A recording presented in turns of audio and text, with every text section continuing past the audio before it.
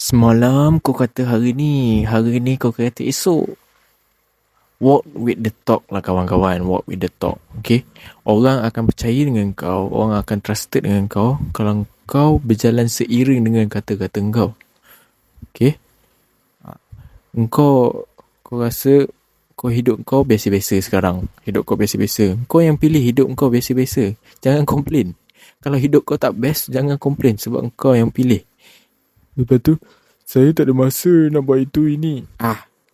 Kau bagi 1,001 alasan. Kenapa kau tak pernah bagi 1,001 cara untuk kau buat sesuatu dalam hidup kau? Kau banyak bagi alasan dalam hidup kau.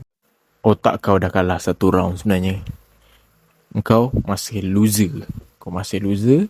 Kau dah kalah. Sebab apa? Kau tak pasak dalam kepala otak kau tak pasak mindset kau. Kenapa kau kena berubah hari ni? Sebab apa yang kau ubah hari ni akan mencorak kau esok. Okay? Apa yang kau ubah hari ni akan mencorakkan esok dan masa hadapan kau akan datang. Kau tak nak push limit kau. Kau masih rasa sihat. Kau rasa sihat kau boleh berjalan. Tapi kau punya dada ke dalam, perut ke depan. Kan? Leher sejajar dengan telinga. Macam mana kau ni? Kau jangan komplain hidup kau kalau dah jalan sikit dah mengah. Sebab apa? Kau yang pilih. Jangan salahkan Tuhan sebab hidup kau macam ni. Sebab kau yang pilih hidup kau macam ni.